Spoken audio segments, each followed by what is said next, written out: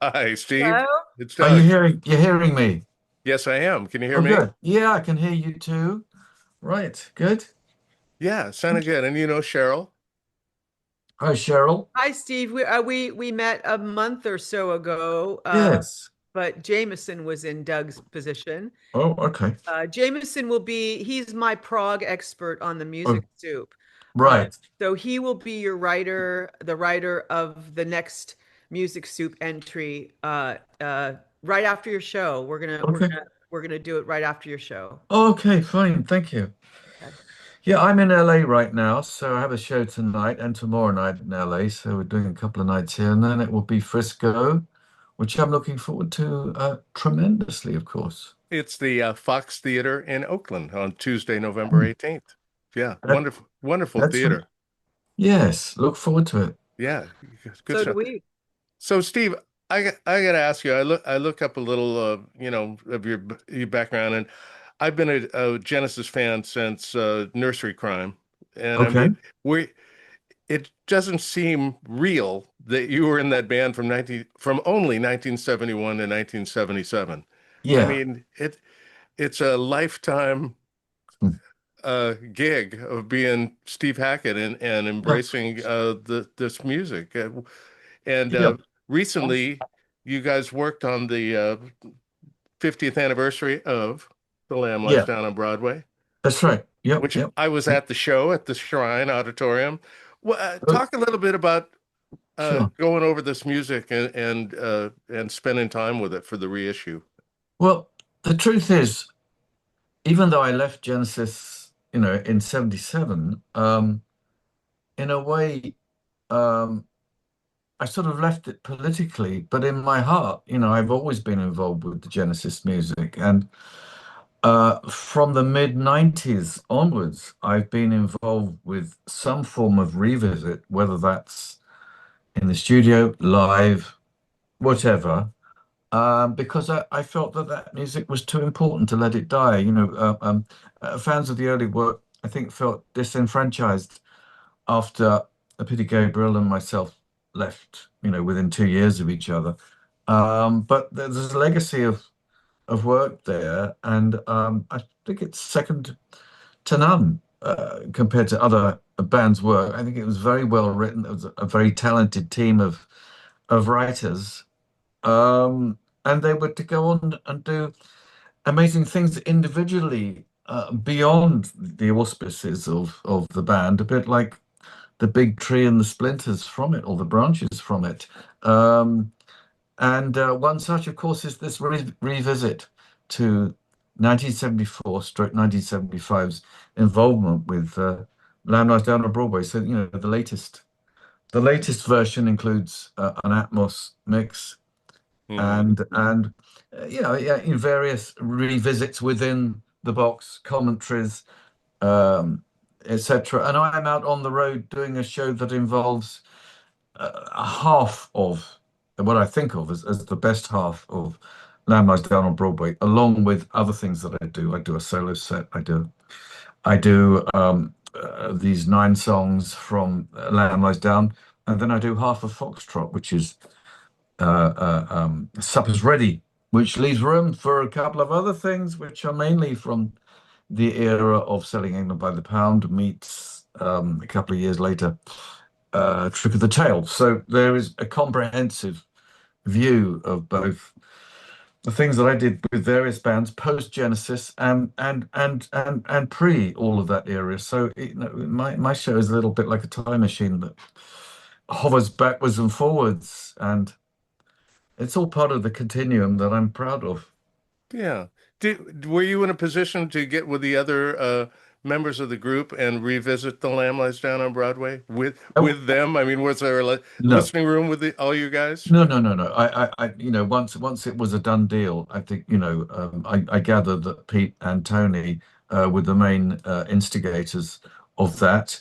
I heard a version down the line, and it sounded good to me. So uh, You I si you still, signed off on it yes, I did, but I reasonably still, easily.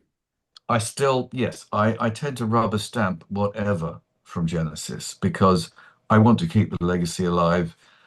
I do revisit it. There'll be times when I'll do versions of these things. I still have ideas of what would it sound like if we had the LSO as well on board, and occasionally I get to revisit things with orchestras and continue to work with orchestras, borrowing a leaf out of, I think, the most creative period of the Beatles was when they started to involve world music, classical musicians, the inclusive approach. So my dreams for Genesis becoming something, the enlargements that I envisaged were not to take place. Pete left, then it became a four-piece with me. Then I left, then it became a three-piece. But whenever I go back to these things, I always see, well, yeah, great, Atmos, that's an enlargement. Work with an orchestra with some of these things that are best loved. That's an enlargement and an act of restitution and taking it, beyond your wildest dreams. So I still live with it very much with my live show.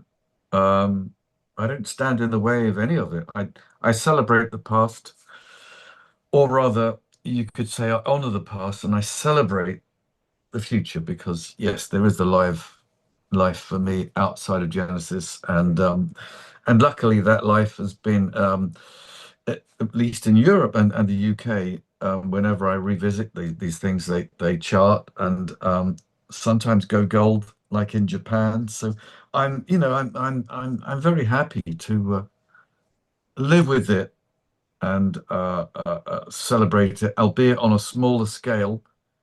But then, Yeah, to be honest, I never really enjoyed playing in arenas where places were designed for sports rather than for I know. audio. And so I'm fine with theaters. I'm fine with all sorts of things, outdoor events, etc. But in my final years with Genesis, the last years, 76 and 77, where we were involved, Bill Bruford was in the band and then Chester Thompson. You had to accept that there was some great music going on, but it sounded on stage like it was a 747 taking off every night. Every snare drum was a gunshot going off. So, what's the best way to absorb this stuff? Quality rather than quantity. I think that it has to be theaters. That's that's how I see it. You're more under the microscope in theaters, but then you've got to break that sort of stranglehold of formality. And luckily, American audiences do not have they're much more extrovert. I think that British audiences tend to be more restrained. Scottish audiences always went mad for it wonderfully. But for instance, when we were in New York, taking Lamb Lies Down on Broadway back to New York, they went ballistic, much more so than when it was current 50 years ago. So, it's had 50 years to bed in, but like all classic stuff, and it is classic now. It's become part of people's lives, their DNA, etc. I was just writing today about my overview of music going back not just 50 years, but beyond that, 60 years, and the way the Beatles and all of that inclusive music changed the world. It's got to be seen as what were the high points? Where were the milestones that happened? It wasn't what happened last week in the charts. It was stuff that just will not go away. It's the stuff of the gold mine that was. I don't mean in financial terms. I mean in terms of the quality of ideas, which is why when I look backwards, of course, I'm going right back to Bach and um, all the classical composers as well. I see it all. It's all a sort of space-time continuum musical. Vaudeville meets Chuck Berry, Gracie Fields meets Strawberry Fields. You have to see the whole of music and not just what was the latest band in the charts or the latest artist. So I have great love of all of it. Yeah. Steve Hackett, let me ask you about Sure. when you left Genesis and went solo, were you thinking at the time that you would be as prolific as you've been? Because you really have put out so many records in the 70s and 80s, Yeah. and compared to the other members of the group, really prolific and putting out a lot of material. Did you surprise yourself with anything, or how creative you were, or was this Yeah. a part of the I plan? I think that over time there was a growing confidence. When you're first starting out, when you're first doing that first solo album, and you think, oh, I don't know if I'm going to come up with a bunch of outtakes on the cutting room floor, or whether I'm going to enjoy the process so much. Luckily, I enjoyed the process so much. Wonderful to work with my brother and the dream team that was at that time in 1975 doing Acolyte.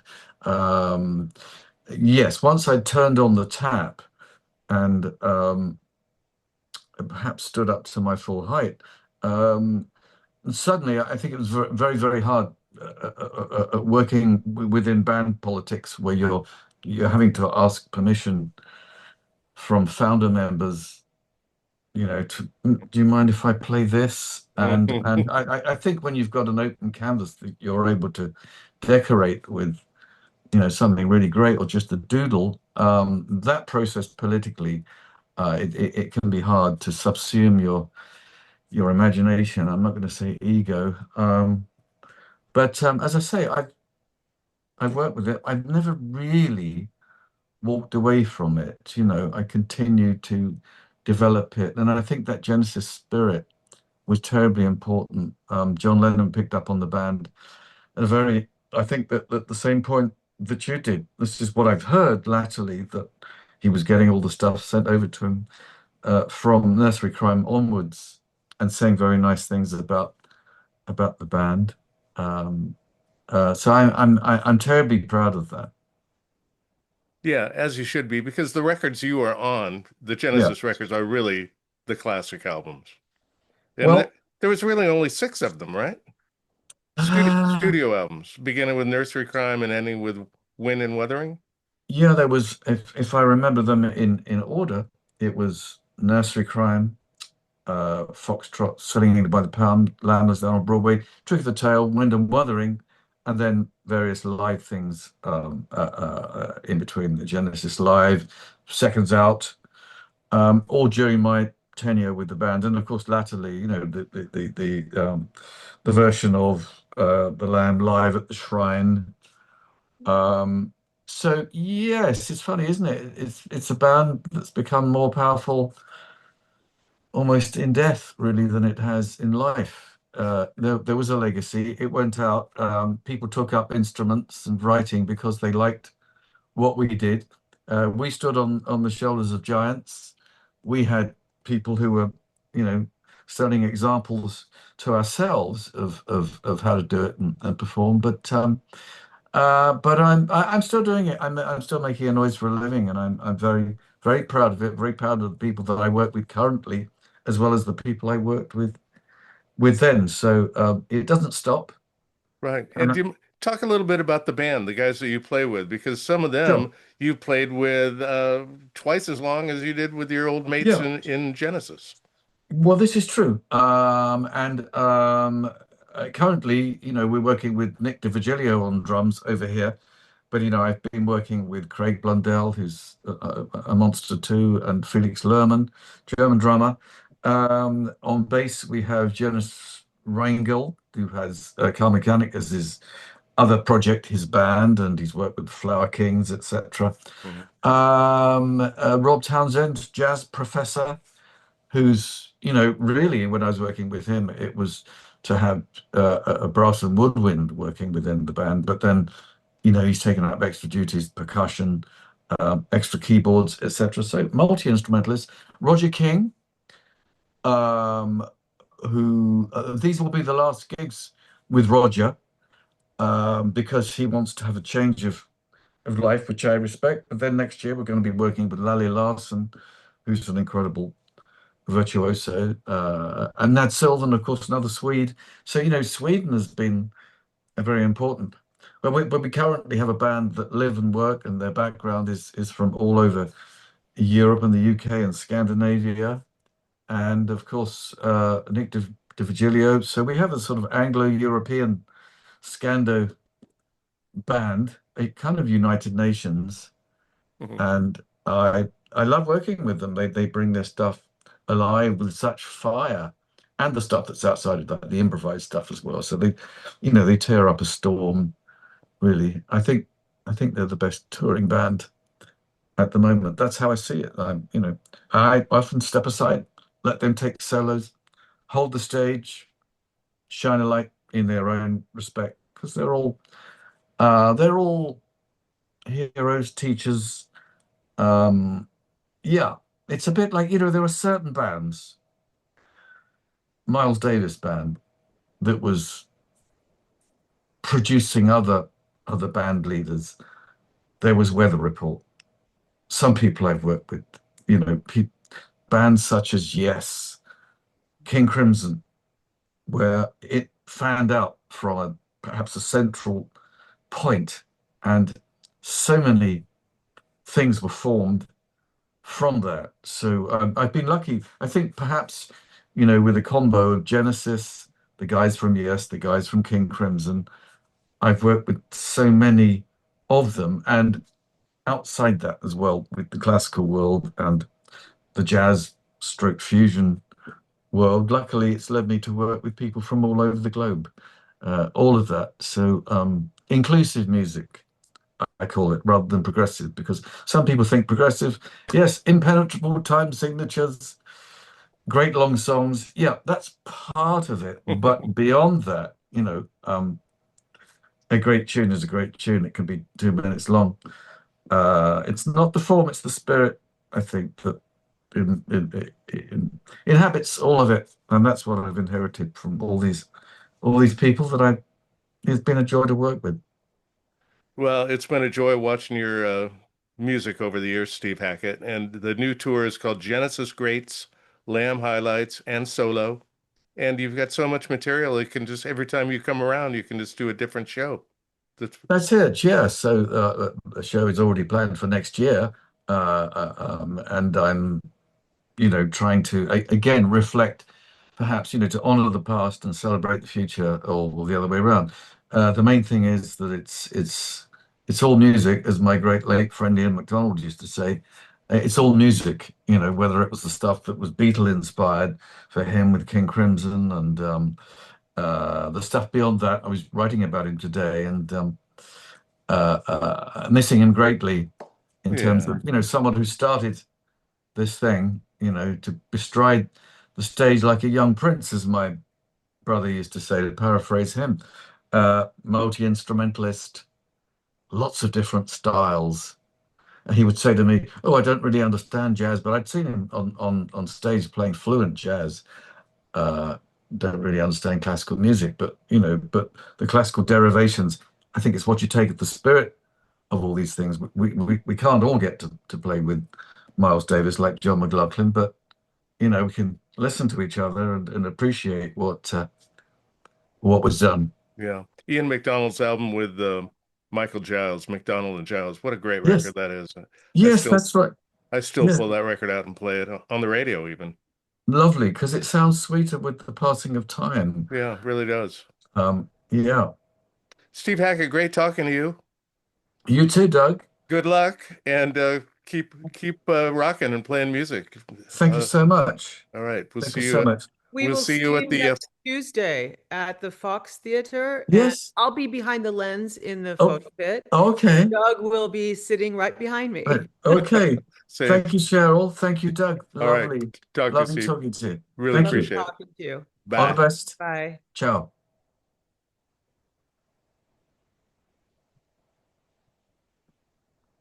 Okay. Ta-da. That was good. Thanks, Thank you. Cool. Steve. Yeah. Thank And you. Thanks, and guys. Steve, Yeah. I'll be sending when